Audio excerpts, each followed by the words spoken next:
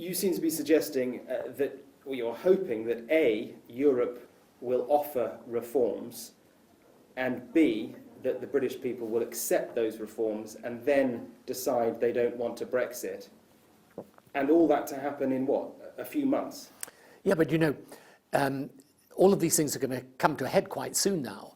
And the anxieties that the British have, which gave rise to the Brexit vote, which I think centre to a significant degree around issues of immigration. Europe's also got a big problem. It's a huge issue in Germany, it's a huge issue in France, it's a determining issue in Austria, it's a big issue in the Italian election now happening. So all over Europe, this is a big problem. So if Europe's smart about it, then it shouldn't treat the British anxiety over immigration as if, oh, that's just the Brits being unreasonable. It should realise there's a major problem for Europe. And there are reforms and changes that Europe could propose that would help deal with the British anxiety over immigration, but also deal with the European-wide anxieties over immigration.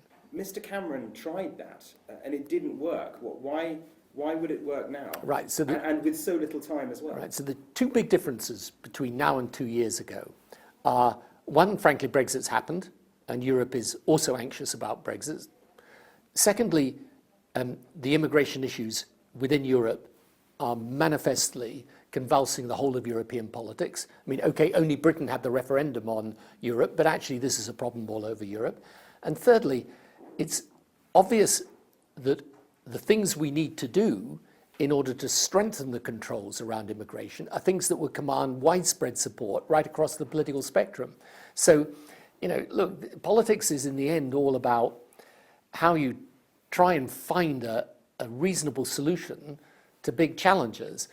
And in my view, we either are going to go down the path of what will increasingly be a very hard Brexit, which is going to damage Britain and damage Europe, or we find a different way forward. What I honestly believe is the worst of all worlds is we kind of do a half in, half out, where we're abiding by some of the European rules but not by others, where we have a mix of the European Court of Justice and some other body, where we're neither one thing nor the other.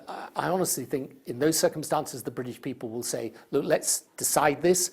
We either go for this deal the government's got, or we decide to stay.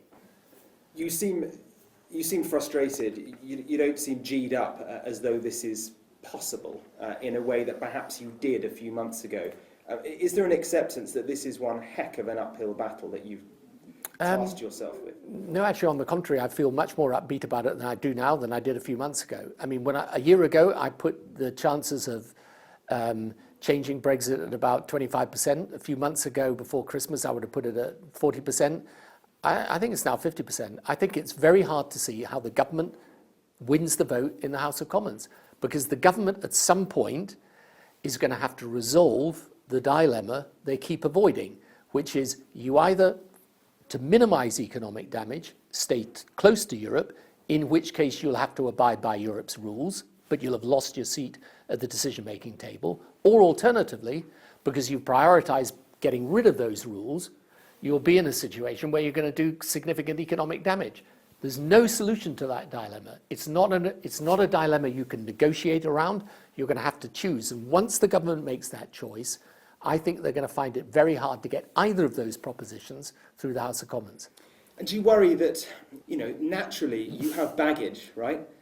How much of a problem is that for your cause now on Brexit? You're tainted in a way that might switch people off, and it might not help the cause that you're trying to push. Look, the thing that you learn about modern politics is that everyone has their controversies and difficulties. And, on Brexit, it's a divisive issue. Some people will like what I say on Brexit, some people will hate it. I took the decision a long time ago on this issue that it's so fundamentally important to the country. I was Prime Minister for 10 years. I care about this country. I don't want to see it make what I think is a really historical mistake. Now, other people may profoundly disagree. Okay, that's democracy. And I always say to people, the thing about democracy is I've got the right to speak and you've got the right to listen. But you don't have the right to tell me I can't speak, and I don't have the right to force you to listen. And in the end, this is something that matters. People may be bored to hell about it, but I'm afraid it matters so much to the future of this country that we've got to face up to the consequences of it and decide we're either going to break with Europe in which case we're going to then have to form a new future for the country, or alternatively to decide we're going to stay.